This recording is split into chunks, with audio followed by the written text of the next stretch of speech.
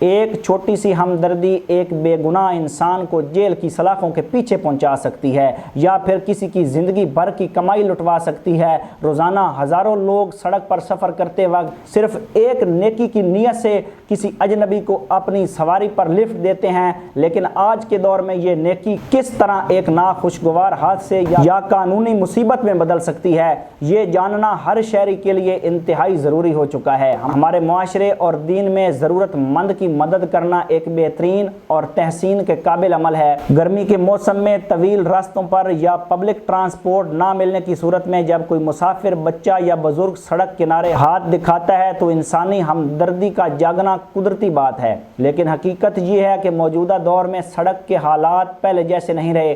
آج کل آئے روز جیب تراشی، ڈکیتی، گاڑی چھیننے اور دھوکہ دہی جیسے واقعات عام ہو چکے ہیں، اور انہی خطرات کے باعث محتاط رہنا ہر فرد کی پہلی ترجیح ہونا چاہیے۔ اکثر سڑکوں پر سکول جانے والے بچے یا واقعی کسی مجبوری میں پھنسے لوگ لفٹ مانگتے نظر آتے ہیں۔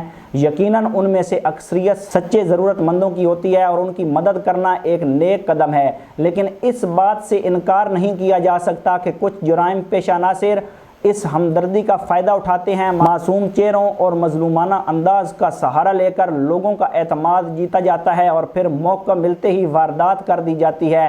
ایسے واقعات بھی سامنے آ چکے ہیں جہاں لفٹ دینے والے شخص کو ہی بعد میں مختلف مسائل کا سامنا کرنا پڑا۔ اگر کوئی بچہ گھر سے ناراض ہو کر نکلا ہو اور آپ اسے اچھے اخلاق کے تحت لفٹ دے دیں تو بعد میں قانونی تحقیقات یا کسی بھی جگہ CCTV کیمروں کی ریکارڈنگ میں آپ کی گاڑی یا موٹر سائیکل سامنے آ سکتی ہے۔ ایسی صورتحال میں نیت صاف ہونے کے باوجود پولیس یا اداروں کے سامنے اپنی بے گناہی ثابت کرنا ایک پیچیدہ مرحلہ بن جاتا ہے۔ اسی طرح بعض اوقات غلط فہمی یا کسی منفی سوچ کے تحت جھوٹے الزامات کا خدشہ بھی موجود رہتا ہے جو کسی بھی شریف شہری کی عزت اور امن سکون کو متاثر کر سکتا ہے۔ خواتین مسافروں کے معاملے میں بھی اضافی احتیاط کی ضرورت ہوتی ہے۔ کسی بھی نامعلوم خاتون کو بغیر تصدیق لفٹ دینا کسی غیر متوقع واقعے یا غلط فہمی کی صورت میں سنگین صورتحال پیدا کر سکتا ہے۔ اس کا ہرگز یہ مطلب نہیں کہ ہر انسان قابل شک ہے یا معاشرے سے اعتماد ختم ہو چکا ہے، بلکہ مقصد صرف یہ ہے کہ موجودہ حالات کو مد نظر رکھتے ہوئے جذبات کے بجائے عقل اور فہم سے کام لیا جائے۔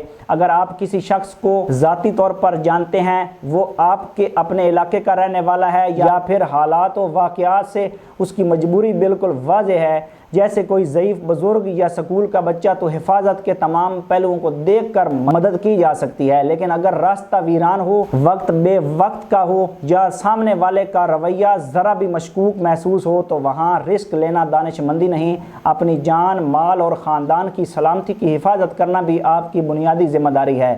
اگر حالات کی نزاکت کو دیکھتے ہوئے آپ کسی اجنبی کی مدد نہیں کر پاتے تو خود کو قصوروار نہ سمجھیں۔ محتاط رہنا بے حسی نہیں بلکہ موجودہ دور کی ضرورت ہے۔ بہترین حکمت عملی یہ ہے کہ اعتدال کا راستہ اپنایا جائے، ہمدردی کا جذبہ قائم رکھیں، نیکی ضرور کریں لیکن اپنی حفاظت کے اصولوں کو کبھی پس پش نہ ڈالیں۔ سفر کے دوران اپنے ارد گرد کے ماحول پر کڑی نظر رکھیں اور ہر فیصلہ سوچ سمجھ کر کریں۔ اللہ تعالی ہم سب کو ہدایت اور نیکی کی توفیق دے، ہماری جان، مال اور عزت کی حفاظت فرمائے اور ہمارے ملک پاکستان میں امن، انصاف اور سلامتی قائم رکھے، آمین۔ اگر آپ کو یہ معلومات اور پیغام پسند آیا ہو تو اس ویڈیو کو لائک کریں اور اپنے دوستوں اور رشتہ داروں کے ساتھ لازمی شیئر کریں تاکہ دیگر لوگ بھی آگاہ ہو سکیں۔ مزید ایسی عوامی آگاہی کے پیغامات کے لیے چینل کو سبسکرائب کرنا مت بھولیے گا۔ آج کے لیے اتنا ہی، ملتے ہیں اگلی ویڈیو میں، تب تک کے لیے اللہ نے